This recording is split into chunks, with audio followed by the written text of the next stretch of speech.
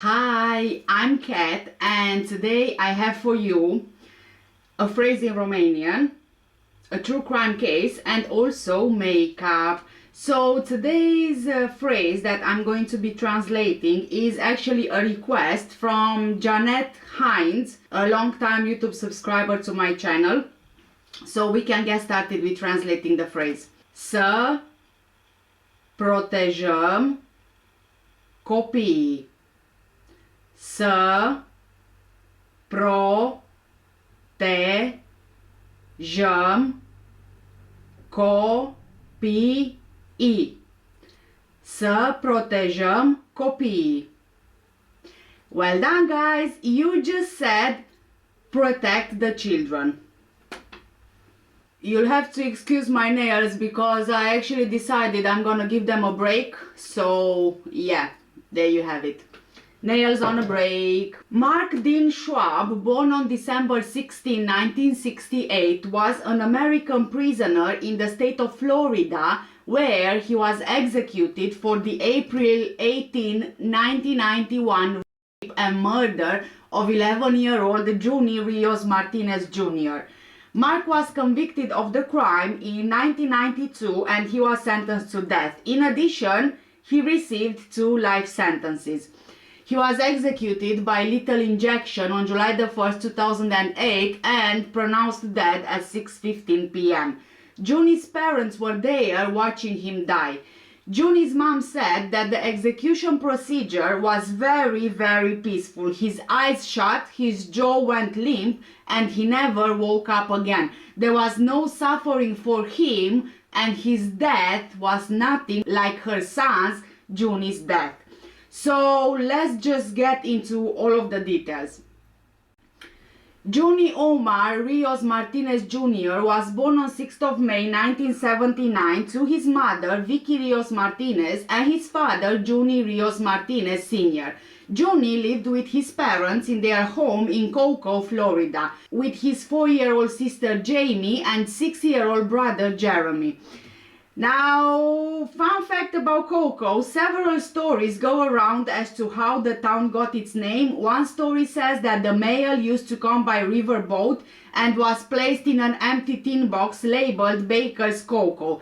The box was nailed to a piling in the river next to downtown. Another story speaks of an elderly African-American woman who lived on the banks of the Indian River. She would supply hot cocoa to sailors crossing the Indian River. It was said that the sailors approaching her house would yell out, "Cocoa, cocoa," alerting the woman that they were there and wanted the drink. I personally like the second story better. Anyway, going back to Junny Rios-Martinez. Junny's father, a Puerto Rican musician, was known throughout Brevard County and music circles everywhere for his mastery behind the drum set and his love of playing the guitar. He played in the band The Killer Dudes. Junny's mother, Vickie, a mother of 6 children and grandmother to 12 grandchildren, found joy in planting, writing poetry and meditation. They are a large and loving family. Both Junny's parents having been married before and with children and grandchildren from their previous marriages.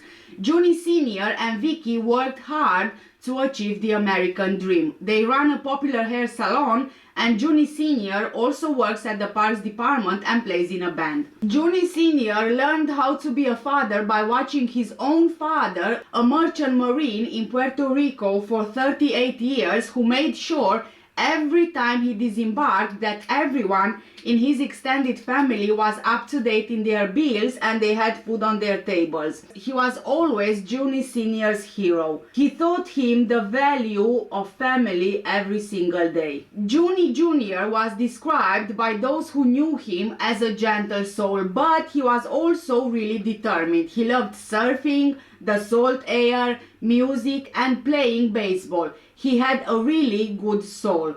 Junny was everybody's friend. He was outgoing, handsome and athletic. He was 5 feet tall and weighed 76 pounds. His picture appeared in a local Florida newspaper in the March 21st, 1991 edition of Florida Today, after he won a kite flying contest, and that's all it took to spark Mark Schwab's interest. He posed as a reporter who wanted to do a follow-up interview with Junny, and within weeks he groomed both Junny and his parents to trust him. Mark Dean Schwab was born on December 16, 1968 in Dover, Ohio, United States. We don't know a lot about his childhood, but it seems that Mark was raped at gunpoint by a friend's father as a child. And basically this is all I have on Mark's early childhood. I know that he had a mother, but I couldn't find any other information about his parents or even his family home life. His life of crime started quite early on, in his teenage years, and he would always get away lightly. Either short stays in prison or released early, which is going to play a huge part in today's story. Now, I want to give a quick disclaimer here. The names of the victims, except for Junny Jr., might not be the real names, to help protect their identities. Now, the first time that Mark sexually assaulted a boy was in the fall of 1986, when Mark was actually 17 years old. His victim was a younger high school sophomore called Warren. He was 14 years old. On his way to school in Brevard County, Florida, one morning, Warren walked by Mark's truck in the parking lot of a bank near the school. The hood of Mark's truck was raised. Mark asked Warren to help him start the truck whilst he fiddled with the engine. Warren jumped in the truck to try and start the engine. The truck started quite quickly, which was very odd. I assume that Mark's truck issue was just a ruse to get Warren into his truck. I suppose as a thank you for helping, Mark offered Warren a ride to school and the boy accepted, but soon realized that Mark was actually heading in the wrong direction. He was going in the opposite direction of school. As soon as Mark drove the truck out of the parking lot, he grabbed Warren's hair, pulled his head into his lap, and put a knife against his throat. He then drove the truck down some dirt roads and eventually parked it in such a way that the tree blocked the passenger door, essentially trapping Warren inside the truck. With Warren trapped inside the truck, Mark ordered him to remove his shorts, and he then began to masturbate Warren. After a few minutes, he ordered Warren to masturbate himself, and then he performed oral sex on Warren. After Mark was done, he drove Warren to the high school and threatened to kill him if he told anyone what had happened. 2 days later, as Warren was again walking to school, Mark pulled up alongside him. He gave him a $20 bill and thanked him for not telling anything to anyone. Warren never set eyes on Mark again after that, and he didn't come forward about what happened until Junny Jr. went missing, which happened 5 years after the assault on Warren. Another boy, also 14 years old, accepted a ride from a party with Mark. Mark took the boy to a secluded area, put a knife to his throat, and attempted to rape him. When the boy resisted, Mark offered him $1,000 to let him complete the act. Still struggling with his attacker, the boy was actually able to open the door and jump out of the truck. He didn't report the attempted rape until later. Mark's next sexual assault that we know of happened during the summer of 1987. This time his victim, called Tan, was a 13-year-old boy. To get his hands on Tan, Mark called him and his family, telling them that he adopted a dog that they had given to a local pet shelter, Brevard County Humane Society. He said that he needed their advice about how to care for the dog. Using that story, over the next few weeks, Mark visited Tan's home in Brevard County several times, warming himself with the family. 3 weeks after meeting Tan, Mark called him one morning and told him that he had a house painting job and he would need some help. He promised to give Tan half of the $400 that he expected to be paid for the work. Tan agreed, and later Mark picked him up, but instead of driving Tan to the painting job, Mark took him to his house. As soon as they walked into the house, Mark stuck a knife to Tan's throat. He then forced Tan to take off his clothes, bound his hands behind his back with a cord, and blindfolded him. He touched Tan's and orally molested him. He then forced the 13-year-old boy to lie on his stomach on a couch and anally raped him. The assault lasted several hours, all morning and into the afternoon. During part of it, Tan even blacked out. After he finished, Mark untied Tan, allowed him to dress, and then drove him home, like nothing even happened. He was told not to say anything to anyone and promised that he would put $200 in Tan's mailbox the next day if Tan would keep quiet. Tan had a small cut on his throat from the knife, and he also had bruises on his arms from being tied up. He reported what happened to him, and Mark was actually charged with sexual battery under Florida law. He confessed and he pleaded guilty to the sexual battery charge. That crime was punishable by a term of imprisonment for life or by a term of imprisonment not exceeding 40 years. But Mark didn't receive nearly that much punishment. Instead, on March 18, 1988, he was sentenced to only 8 years in prison. He didn't even serve his full sentence or even half of it. In early March of 1991, Mark was released from prison in Florida. His early release wasn't because he received any type of treatment, because really he hadn't. Even though he was initially accepted into a sex offender program for inmates before he could complete the screening process, that program was ended because of budget cuts. However, even without that treatment, Mark was released from prison on probation only 3 years after he was given an 8-year sentence. He was required to participate in a sexual offender therapy program as a condition of his probation. Less than a month after his release and during the same time that he was in this program, Mark found another victim. Junny Rios-Martinez Sr. was an 11-year-old boy who won a kite flying contest, which led to his picture being published in the March 21, 1991 edition of Florida Today, a local newspaper in Brevard County, Florida. The day after Junny's photograph ran in the paper, his mother Vickie received a phone call from a man identifying himself as Malcolm Denmark, saying that he was from the newspaper. The man told Vickie that he saw Junny's picture in the newspaper and wanted to interview him for another article. He called back later that day while Junny was at home and was allowed to speak with him.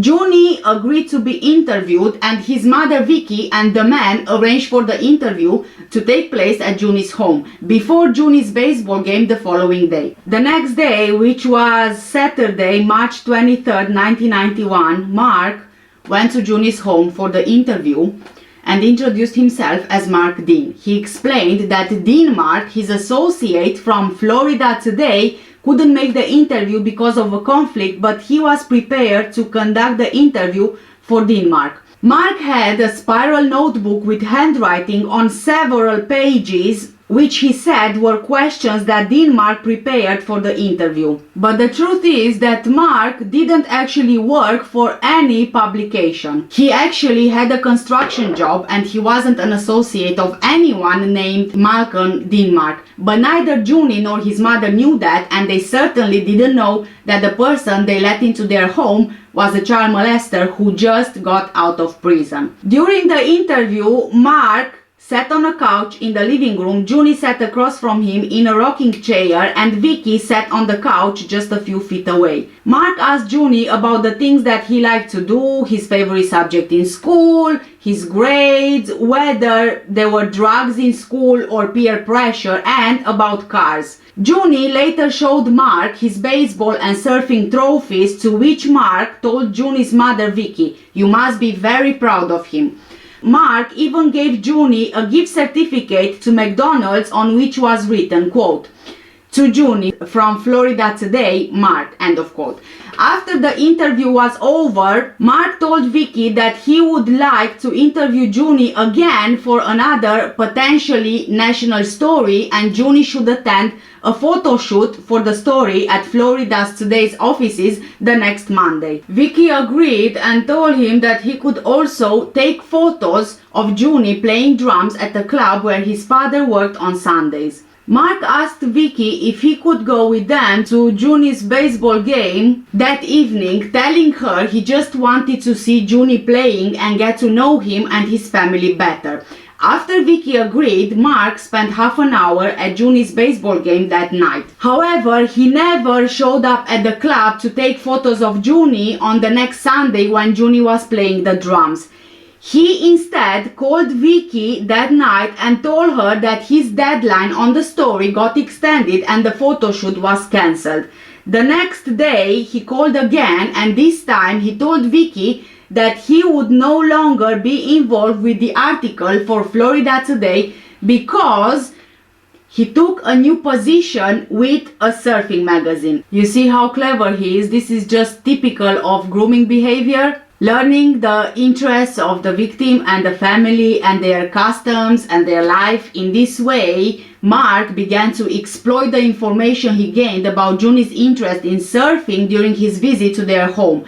During the so-called interview, I think that this was meticulously planned. 2 days later, Vickie and her husband, they received a letter from Mark. And here we can actually see how he starts grooming Junny's parents as well into trusting him. In the letter, he told them that they were a special family, that their family was a special one, unlike any other he had ever met, and that he could tell all of the family members loved each other very much. The following Sunday, which was Easter, Mark personally delivered an Easter card to the family. Vickie was home alone. They both discussed the letter he sent her and her husband. She told Mark that it affected her deeply emotionally and that she was very affected by and very moved by what he wrote about her family. They also talked about the new job that Mark supposedly had. He told Vickie he had gained a lot of contacts with surfing companies and that he would like to help Junny get sponsored by one of them. He even asked her to write up a resume for Junny and to get together some pictures of him that Mark could take to his contact. Very trusting that, this man is who he says that he is. Vickie does everything that he asks of her. 3 days later, he tells her that a surfing company was interested in sponsoring Junny. Later in the week, she put together even more pictures of Junny and Mark came by the house to pick them up. He then told her he wanted to take Junny to Daytona Beach to meet people from the surfing company over the weekend. But that didn't happen because the family couldn't really make the necessary arrangements. But Mark is not giving up. Oh no, he's not giving up. The following week, he dropped by the Rios-Martinez household and told them that the surfing company, which he named, agreed to sponsor Junny. He even brought Junny a t-shirt with the company's logo, caps with the logo, all kind of merchandise with the logo. He told Junny that he could have whatever surfboard he wanted and he could even design it himself. He said that the company also would provide Junny with surfing clothes. Over the next several days, Mark visited the family several times. He worked with Junny on designing his surfboard and also clothes. He told Vickie that he had met with the president of the surfing company and he hand-delivered to Vickie forged documents claiming to be a sponsorship letter and contracts. He provided the family with a list of the surfing tournaments that he claimed Junny would participate in. Can you just comprehend what an elaborate plan he had? Is just unbelievable. I think that between his real construction job and his free time, he would be constantly thinking about the plan details and how far he would go.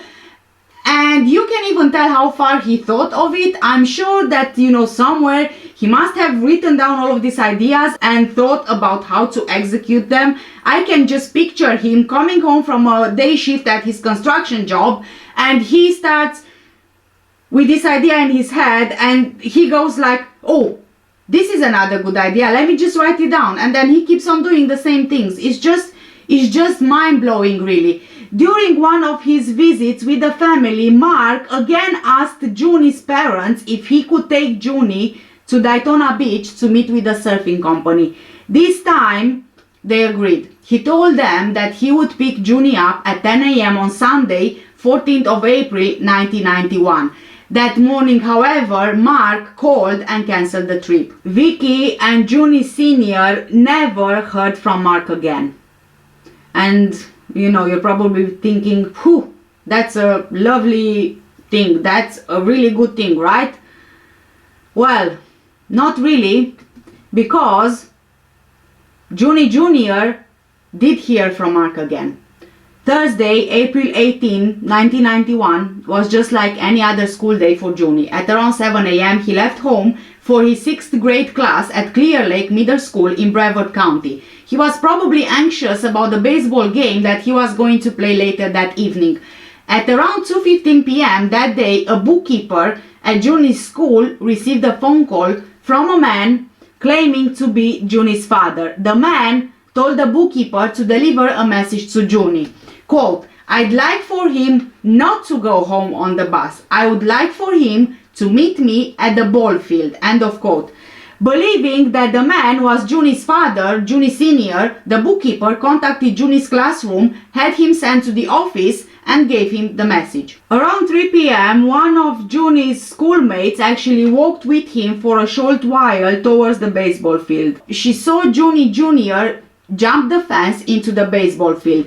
Another one of Junny's friends later saw him and a tall guy getting out of a U-Haul truck. A while later, the friend went back by the park, but the truck, the man and Junny by that point were gone. Junny's baseball game started at 6:30 p.m. on that evening. His mother, Vickie, went to the baseball field as soon as she finished work, arriving shortly after 7 p.m. But Junny wasn't there. Her husband, Junny Sr., who was also at the park, didn't see Junny either. Vickie immediately went home to check for him, but Junny wasn't there either. She even called Mark at the number that he gave her, but surprise, surprise, she was unable to reach him. Later in the evening, Vickie and her husband, Junny Sr., reported Junny Jr. as missing. Early the next morning, on April 19, Mark learned from his mother that the police went to the apartment he shared with her and wanted to question him about a missing child. About 45 minutes later, he called his mother and he told her that he was going to see his probation officer. But he didn't. Instead, in the late afternoon of the next day, April 20th, he called his aunt in Port Washington, Ohio, almost 1,000 miles away from Cocoa, Florida. Mark told his aunt that a man called Donald forced him at gunpoint to kidnap a boy named Junny. He said that Donald threatened to kill his mother if he didn't do it. He also told his aunt that Donald forced him to have sexual relations with a young boy. Now, if you remember, when Mark was a child, he was raped at gunpoint by the father of one of his friends. So is it possible that he took that as an inspiration for his story, the story that he told his aunt, and also the story that he worked extensively to keep real, as we will see later on? The next day, on April 21st, Mrs. Kinsey, who I suppose is Mark's aunt, was visited by law enforcement officers who were looking for Mark in connection with Junny's disappearance. Whilst the police was at her home, Mark called her. He called back later that day, and the officers were actually able to trace the call to a nearby town where they arrested him while he was at the payphone still talking with his aunt. The night that he was arrested, Mark willingly gave a recorded statement to law enforcement. His story is this. Brace yourselves. A man he identified as Donald confronted him outside the bar at about 2 a.m. on the Sunday before Junny disappeared, which would have been April 14, 1991, and threatened to get him put back behind bars. On Monday, April 15, Mark received a call threatening to frame him for sexually assaulting a boy unless Mark bought a motorcycle for another man. Because of those two threats, Mark rented a U-Haul truck. He said he did it to make him look less conspicuous and he checked himself into a motel in Cocoa Beach, Brevard County. I mean, you could say that there are some hints of truth in his story here, but clearly he's lying. But you know that a lie always, starts with a seed of truth, and from there it kind of develops. According to Mark's story, on Thursday, April 18, Donald attacked him at a restaurant near the motel and forced him into his car at gunpoint. What's with the gun? I don't know. Donald drove him to a field and threatened to kill his mother if he didn't do everything that he was told. Donald then drove the two of them to a payphone that Donald used to call Junny's school, pretending to be Junny's father and leaving the message that Junny should go to the baseball field after school. After making that call, Donald took Mark back to the U-Haul truck and warned him that he had better return to his motel room with some kid or else his mother was going to be dead. Mark immediately went in his U-Haul truck and picked up Junny at the baseball field. You can kind of say here that this is sort of like an embedded confession from Mark, but really he's involving an imaginary character here, Donald. Kind of like talking about himself in a third person. Mark claimed that shortly after he returned to his motel room with Junny, Donald entered the room, locked the door behind him, drew his gun and told him, "Now I got you, you son of a bitch." Donald then used duct tape to bind Junny's hands behind his back and a knife to cut Junny's clothes off of him. Donald then told Mark that he was going to have to do something to this kid sexually. When Junny started to cry, Donald struck him a couple of times and then taped his mouth shut. Donald then put his gun to the back of Mark's head and forced him to have anal intercourse with Junny. Now, remember that Mark's victim 4 years before Junny was anally raped by him, so again, kind of mixing the truth in with the lies, in my opinion. Mark also told officers that Donald forced him to leave the motel and told him not to come back for several hours. When he returned to the motel room sooner than he should have, Donald ordered him to pick up and handle a black footlocker that was in the room.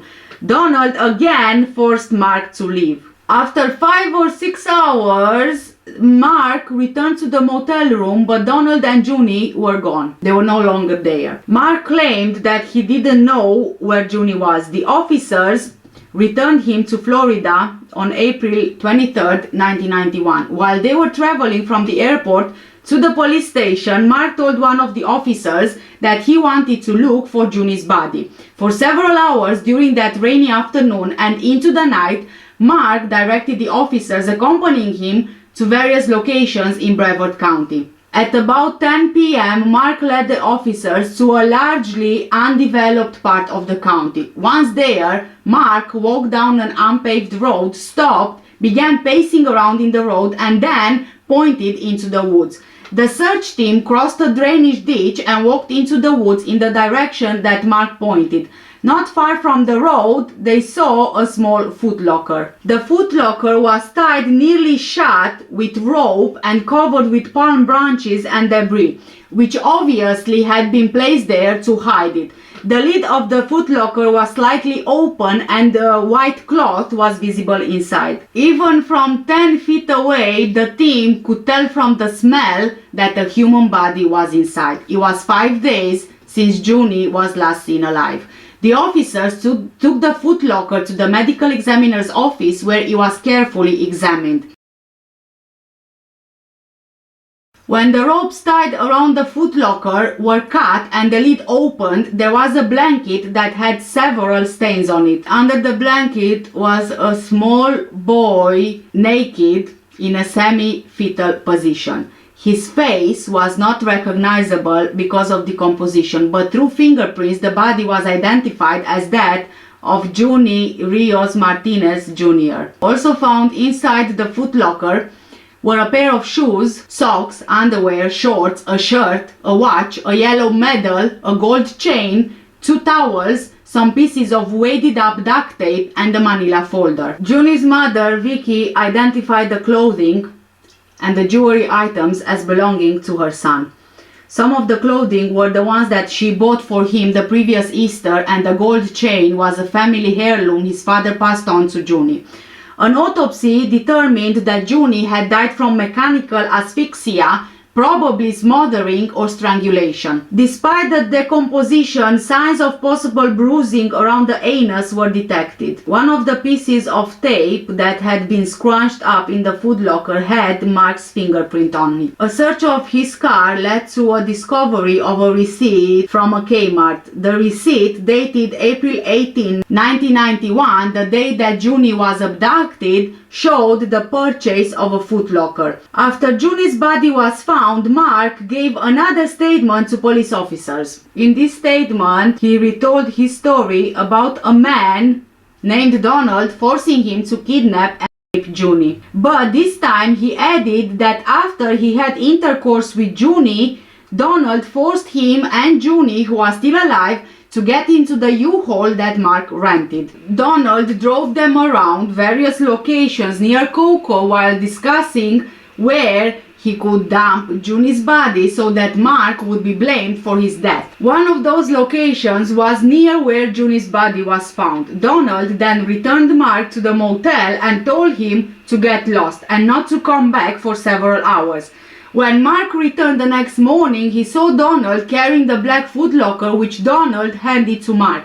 He then ordered Mark to leave again. According to Mark's extra story that he gave to police after he returned to the motel a few hours later, Donald forced him into his car and drove him out to where the footlocker was. He ordered Mark to walk into the woods where he spotted the footlocker. Donald then returned him to the motel and threatened him for the last time. The next day, he drove to Ohio.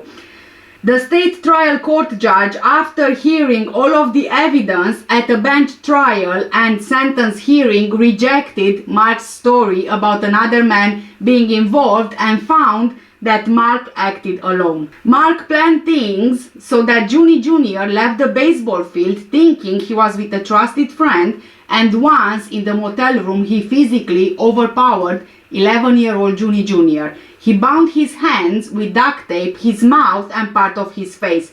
He took a knife and violently cut off the clothes, leaving Junny naked, crying and terrified. He then punched him twice in the stomach. He put bed linen or mattress cover over his head. Junny was so scared that he started to shake. Mark anally raped him. Junny was conscious the whole time, which lasted a substantial amount of time. He continued to cry throughout, stopping only when Mark finally strangled or smothered him to death. A few days before the brutal assault of Junny, Mark had attended a group therapy session as part of the sexual offender program that was a condition of his probation. On May 15, 1991, Mark appeared in a state court in Brevard County, pleading not guilty to charges of first-degree murder, kidnapping a child under age 13, and sexual assault of a child under age 13. Prosecutors sought the death penalty. Mark and his defense counsel made a strategic decision to waive a jury. He was convicted on May 22, 1992. After a week-long trial, the trial judge convicted Mark on all counts as charged.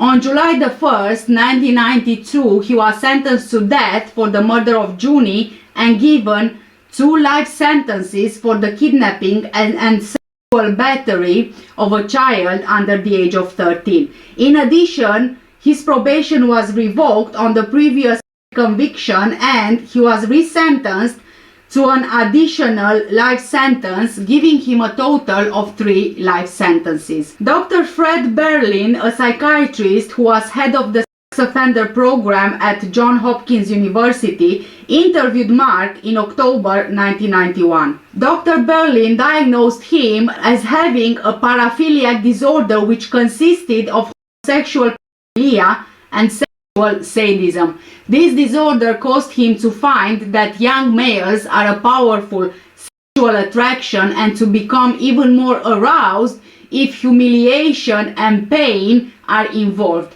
In Dr. Berlin's opinion, Mark's disorder was a serious psychiatric illness that was not due to any voluntary decision on his part. Dr. Howard Bernstein, a licensed psychologist who also evaluated Mark, testified for him at sentencing. Dr. Bernstein found absolutely no evidence that Mark had any psychosis, formal thought disorder, major mood disorder, or any other mental disorder. Instead, he found Mark to be rational and realistic when interviewed, but added that his social judgment and thinking is clearly impaired within a very narrow range of interests and concerns, and that's the sexual concern. He described Mark as being preoccupied with sexual concerns and profoundly driven by these cravings, and as having immature judgment at the very least. Dr. Bernstein also believed that Mark likely used what he described as false memories in order to justify his inappropriate sexual behavior and to blame others for it.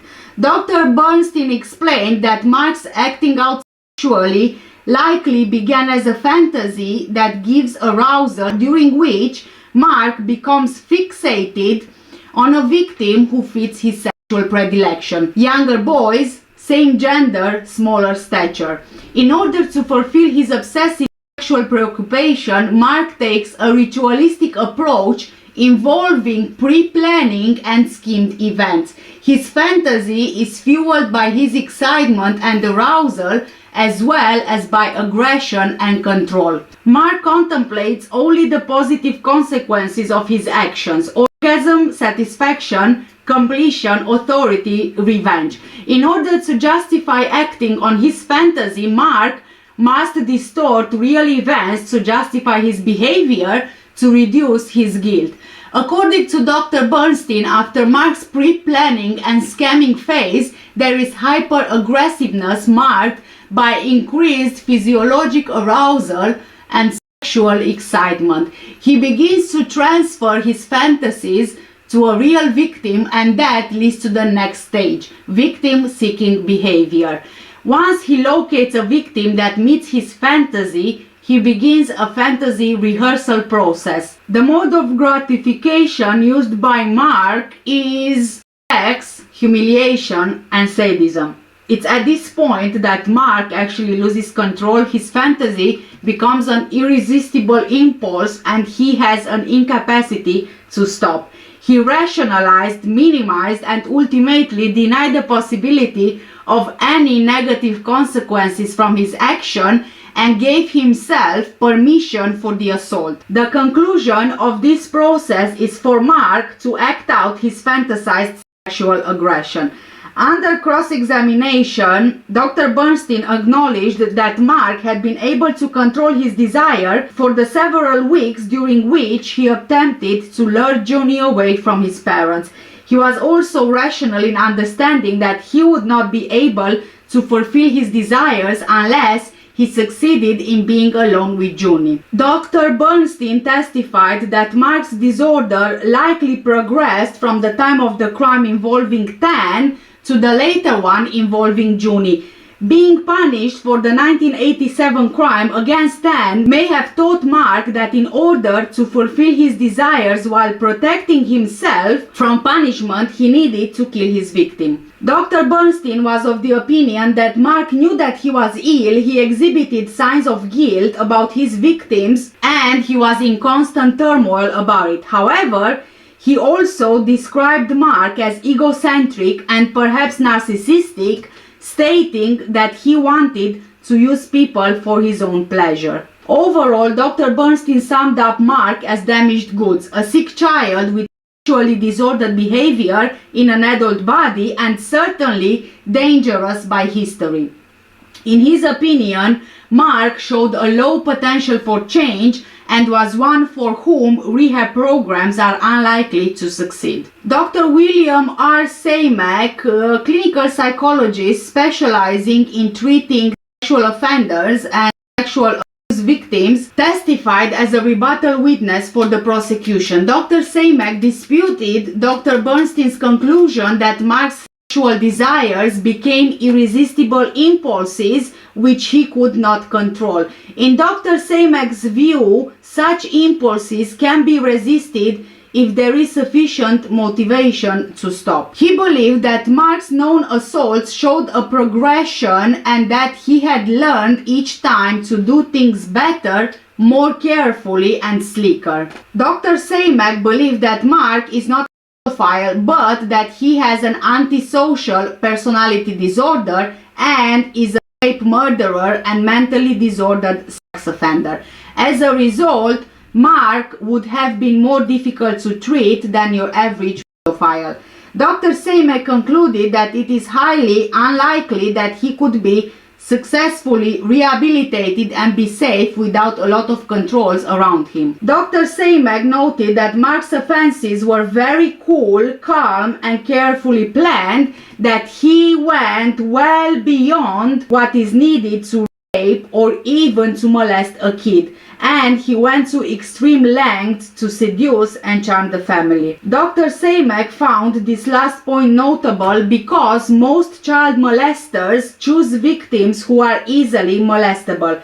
He testified that Mark's choice of good kids from good families who are happy reflects his own resentment that he didn't have a nice family, and that Mark gets back at his victims by destroying them. Dr. Jayme also based his conclusion that Mark is not treatable on the fact that he exhibited a tremendous amount of remorse while in prison, but that didn't stop his behavior when he got out. On March 23rd, 1992, 2 months before Mark's trial was set to begin, a letter addressed to one of his court-appointed attorneys at the public defender's office was delivered to that office. The letter was opened by a secretary and examined by the executive director of the office, 2 attorneys and 2 investigators. The author of the letter, which was handwritten, said that his name was Doug. In the letter, Doug claimed that he should have killed Mark like he planned. The letter indicated that Doug knew Mark had told the police about Doug committing the crime. But actually, Mark told the police about Donald committing the crime. But apparently, as the letter writer was concerned, the two were, one and the same.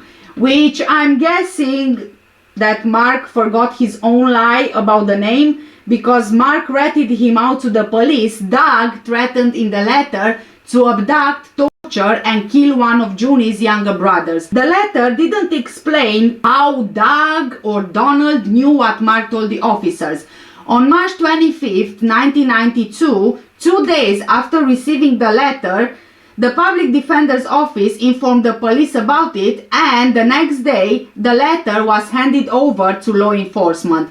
Afterwards, the letter was tested and found to have Mark's fingerprints on it. On April 20th, 1992, attorneys from the public defender's office had been representing Mark in the case for nearly a year. On that date, one of them filed a motion requesting that the entire office be allowed to withdraw from further representation.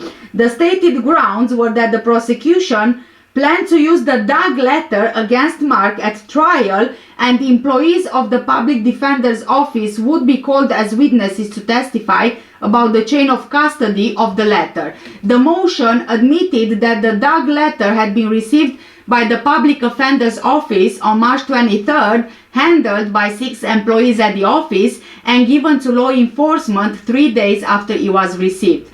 At a hearing on the motion to withdraw, Mark's chief trial counsel argued that he could not effectively cross-examine any of his co-workers at the public defender's office to test their credibility because of his professional and personal relationships with them. Counsel also refused to stipulate to the chain of custody of the letter, even though no factual basis for contesting it had ever been suggested. The trial court denied the motion to withdraw.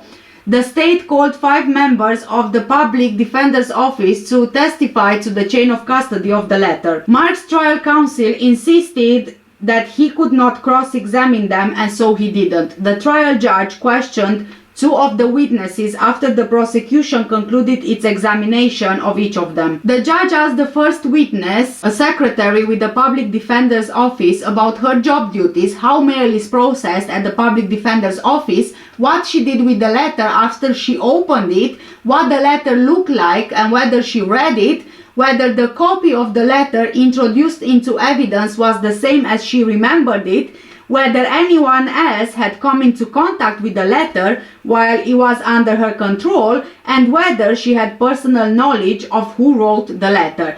None of her answers actually helped the defense. The judge asked the second witness, also a secretary, whether she had personal knowledge of who wrote the letter, whether she had read it or changed or altered it, whether the copy used at trial was the same as she remembered it, and whether she was acting in the normal course of business in handling the letter. None of her answers either helped the defense in any way. On direct appeal, Mark argued that he had been denied effective assistance of counsel because his attorneys were placed in the unenviable position of discharging their duty of advocacy on behalf of their client at the risk of perhaps alienating those persons with whom they work on a daily basis. Without addressing the performance question, the district court denied the claim because Mark had not shown that he was prejudiced by his counsel's failure to cross-examine and attack the credibility of the witnesses from the public defender's office. The court's reasoning was that those witnesses merely provided testimony regarding the chain of custody of the letter, which was not in dispute. The motion to withdraw laid out all of the relevant facts regarding the chain of custody of the letter: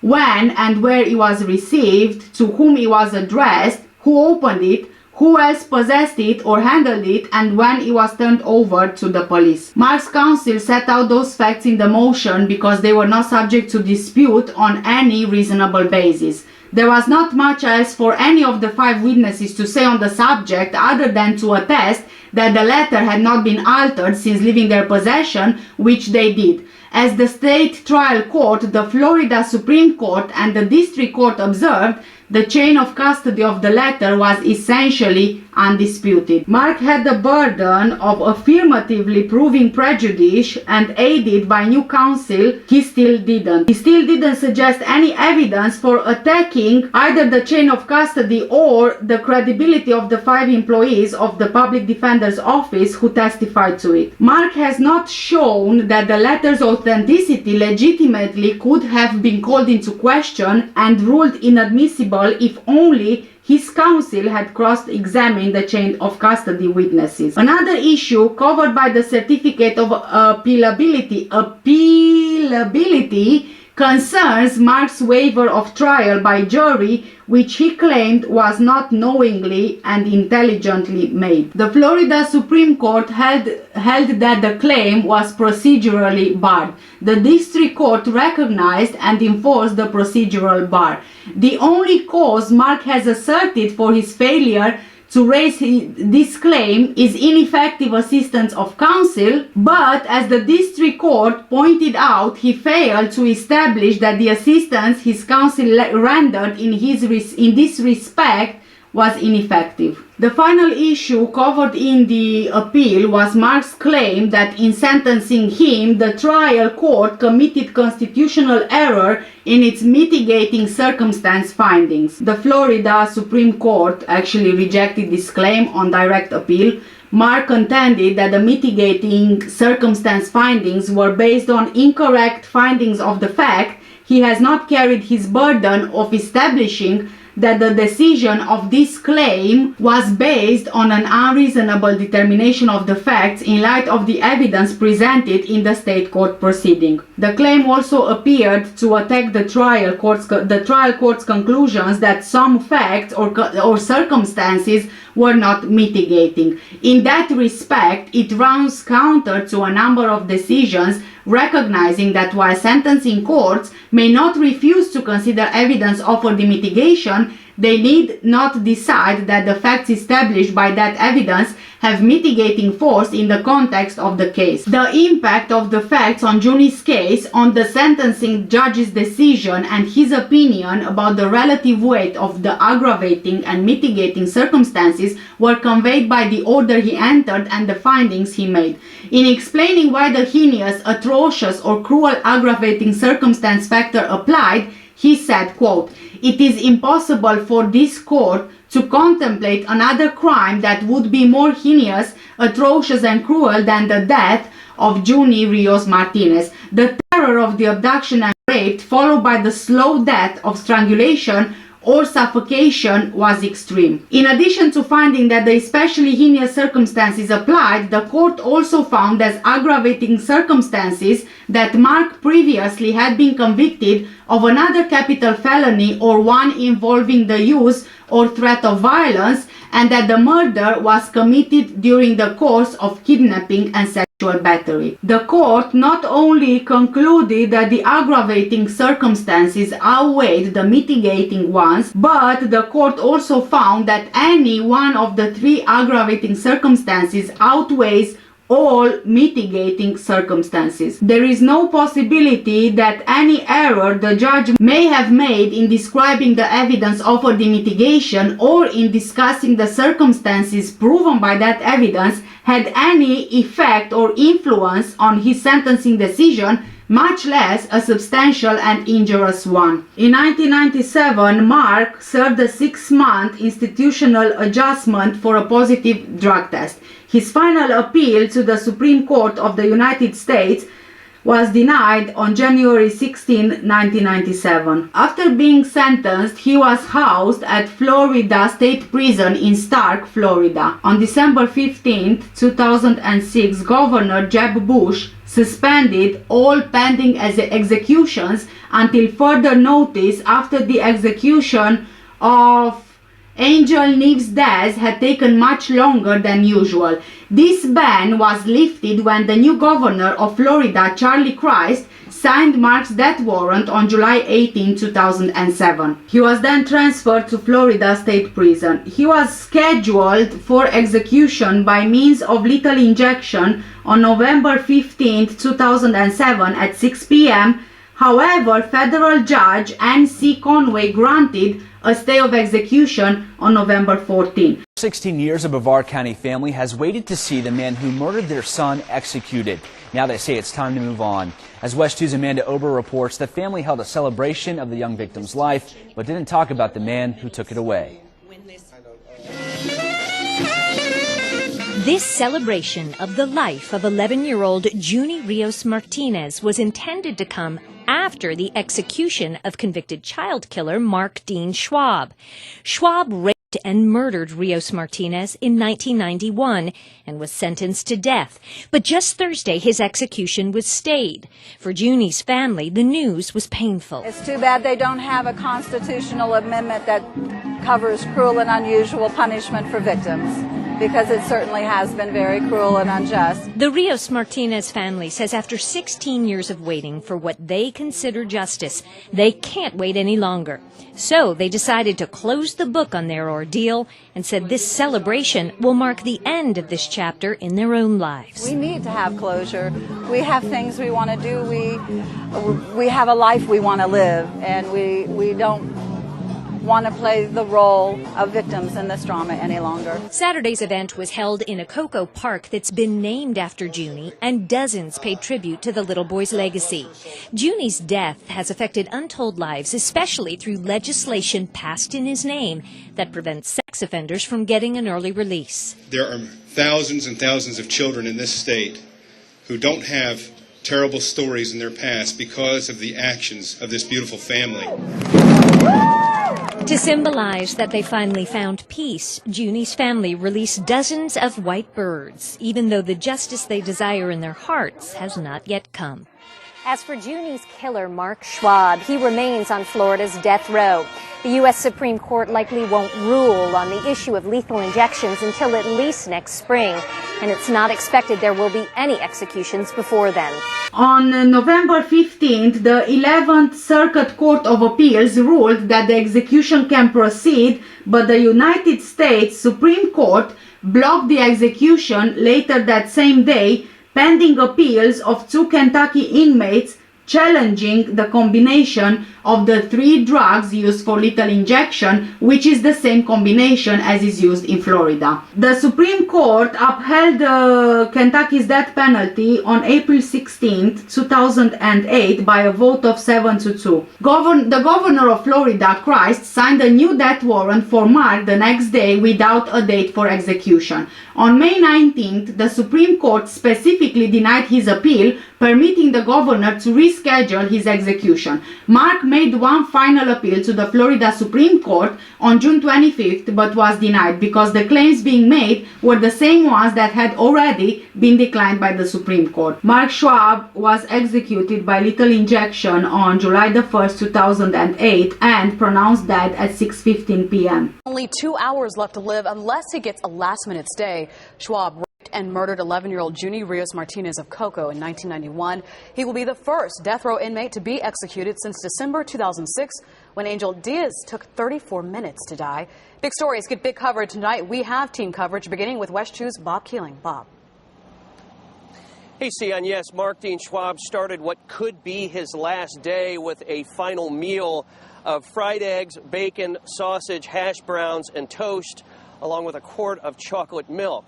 Department of Corrections officials say he has been waiting calmly in his death watch cell, and he also gave them a clear indication if he will apologize or, for that matter, say anything at all to the family of his victim, Junny Rios-Martinez.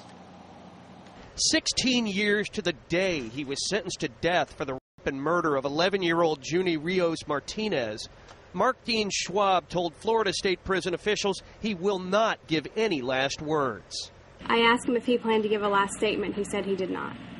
Corrections officers say Schwab has visited with his mother, an aunt, and a spiritual advisor.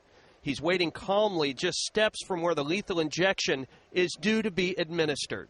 It's the execution chamber, and then behind that are our cells, death watch cells, and he is in one of the death watch cells. Prison officials will keep an open phone line until 6 p.m. and ask if there are any stays before the chemical cocktail is administered, which will end Schwab's life.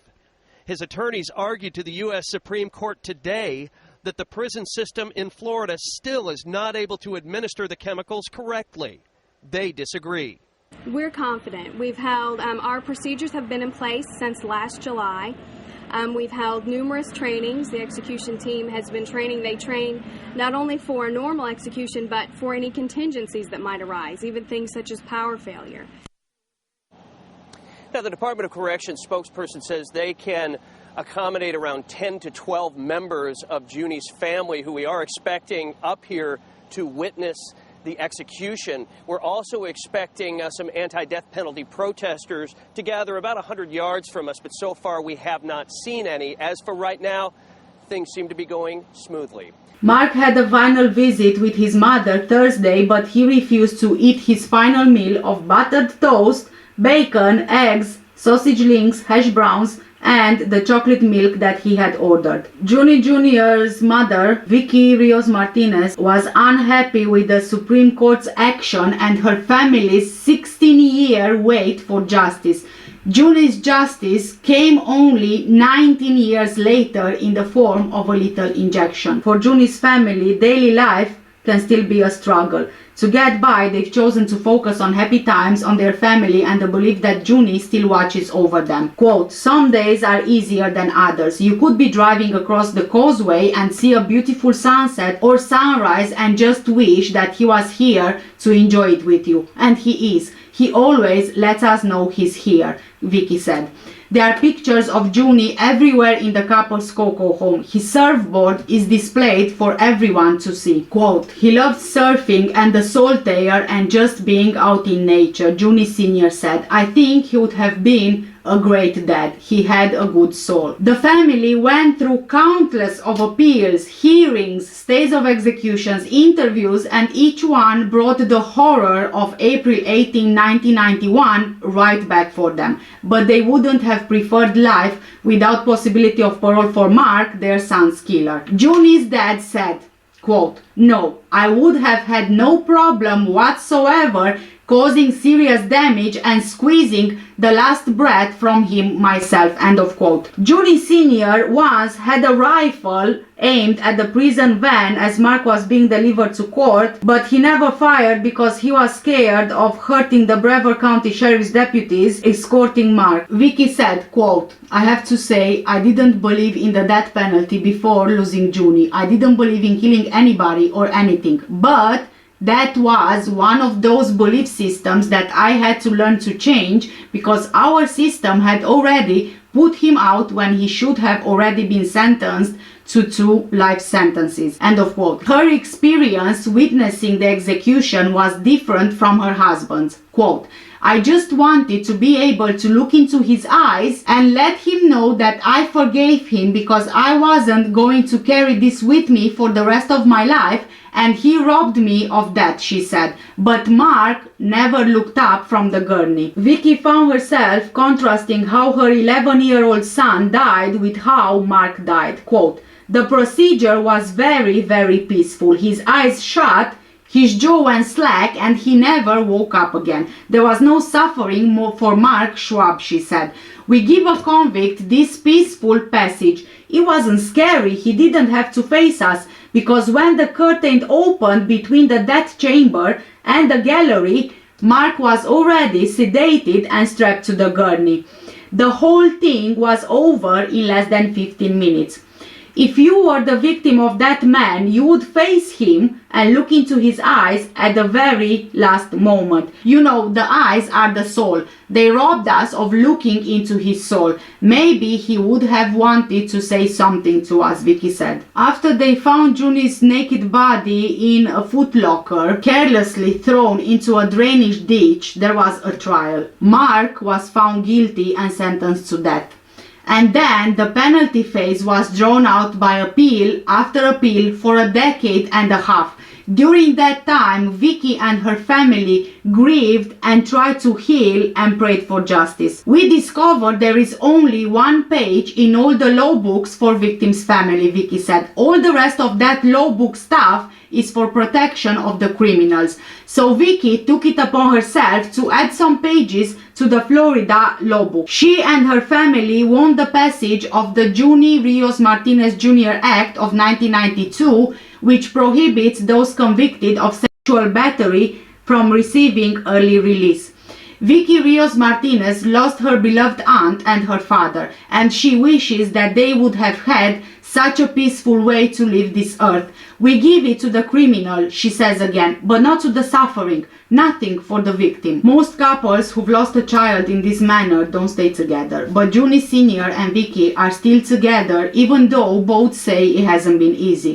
The biggest question you ask yourself over and over again is why me? Why Junny? Why our family? Why, Vickie said. And no one else can answer those questions for you. Nobody. I went searching for answers and I went searching how to live with it. It's deep and it's dark and it's lonely and it's hard to get out of. But you don't have to live in that sorrow and that deep grief. They both go to their happy place for comfort on those dark days that still happen.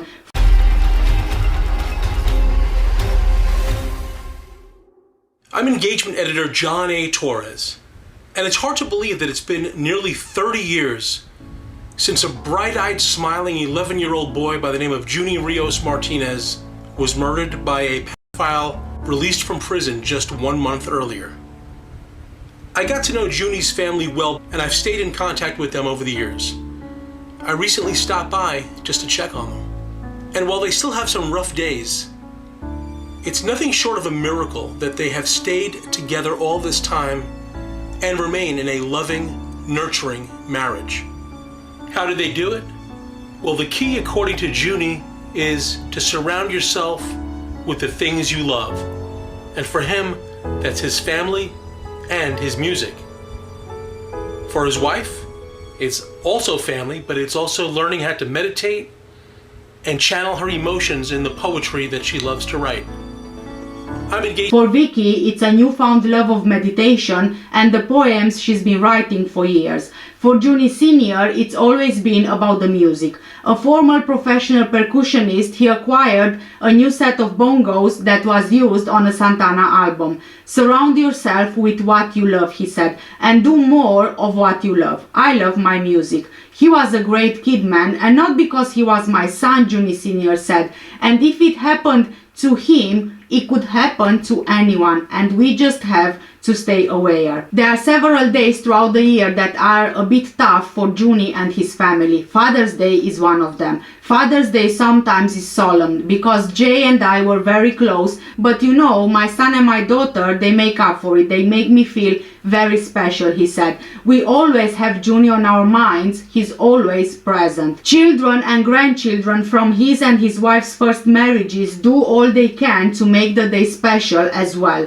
The grandchildren in particular have helped ease the pain of two other important dates. A grandson was born on Junny's birthday, May the 6th, and the granddaughter was born on April 18, the day Junny was killed. It's like Junny is telling us, I don't want you to suffer or hurt or make it a solemn day, so I'm going to give you a grandchild so you can celebrate their life, he said. Junny's surfboards are still on display in the loft alongside his father's drums, electric piano and other musical instruments. Junny's face lights up when he remembers the time his son took his place on stage while he took a break without his knowledge. He believed that another professional drummer had taken his spot. He remembers excitedly the trips to the Merritt Island airport with 3-year-old Junny to inspect all the planes, chat with the pilots, and even go up in the single-engine planes and see the Space Coast from a different view. Quote, Father's Day is very special, but I think of him all the time, end of quote. A park was dedicated to the memory of Junny Rios-Martinez, located in North Cocoa. The Junny Rios-Martinez Park has 5.96 acres with 2 pavilions, restrooms, tennis court, basketball court, volleyball court, partially shaded playground, picnic tables, and they are also looking to add a splash pad and another pavilion. This is the park where Junny's family still gather to celebrate Junny's life. Junny's mother, Vickie, still fights for justice for victims of pedophiles. According to a Facebook group and a post from August 2020, this is what she said.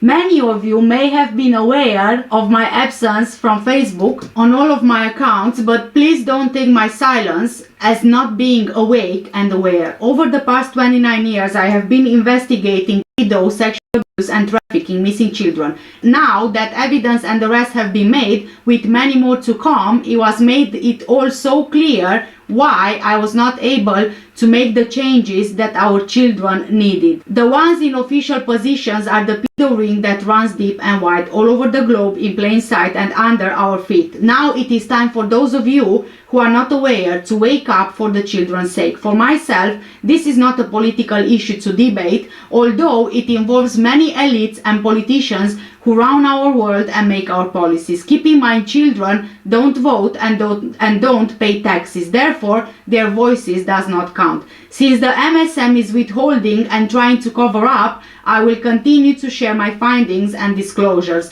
Just a warning from a mother who has lost her son to a pedo: if it breaks your heart or brings a tear when you think of what happened to little Junny, just know that there are children out there still missing and suffering. They need our voice, end of quote. And with this, we got to the end of today's video, and this is the tragic case of Junny Rios-Martinez Jr. Please do let me know what do you guys think in the comment section down below.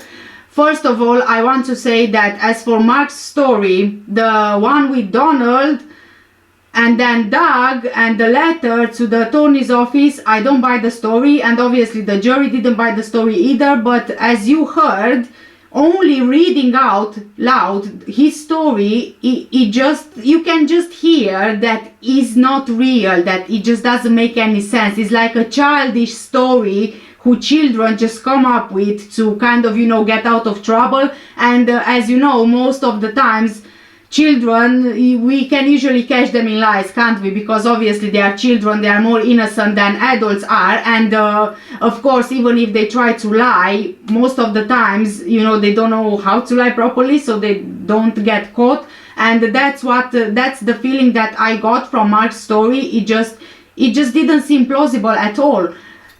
It just didn't. And there are just so many things. I mean, the first time he said that Donald, you know, forced him to abduct Junny. Then he took the police officers to the place where Junny's body was in the Foot Locker. Then obviously he was thinking to himself, oh, you know what, I didn't tell police this side of the story with the Foot Locker, so now that I took the police to the body of Junny, now I need to come up with another story as to how I knew about the Foot Locker and the location of the body, right? And then he adds another statement to his original story that it was Donald who forced him to buy the Foot Locker, forced him to put Junny in the Foot Locker, and then he forced him to drive Junny and dispose of his body in the place where he was discovered at. So again, you know, it's kind of like making up the story as he goes. As we all know, when someone tells the truth, obviously their story will always stay the same. There won't be any changes. There might be things that you remember after, but generally the story will always be the same. And then we got to the letter which was sent to the attorney's office, allegedly from Doug, which said that he was the one who killed Junny, and Mark ratted him out to the police, and he was feeling sorry that he didn't kill Mark as well as Junny. And of course, that who else could have known about that, right, in the letter, because it was a story made up by Mark. So I think that somehow Mark managed to get the letter out to the attorney's office to try again and show the trial or the investigation that indeed there is someone else who is actually responsible for Junny's death. But of course, he forgot the name, right? Because when you lie, you kind of forget all of your lies. So I think that, in my opinion, he forgot the name that he used in the first story to police officers. He forgot that he said Donald, and in the letter he said that he is Doug. So yeah, you know, this kind of things, it just didn't seem plausible. And at the end, it took 19 years altogether for Junny's family to finally get justice for Junny, which is just horrendous. It's just horrendous, honestly. 19 years. Can you just imagine living with that grief and not being able to have closure for 19 years, hearing appeals after appeals after appeals and so on, then execution, then delayed execution, blocked execution. It was just, whew, oh my god, I felt really sorry for Junny's family. And yes, unfortunately, this is the tragic story of Junny Rios-Martinez Jr.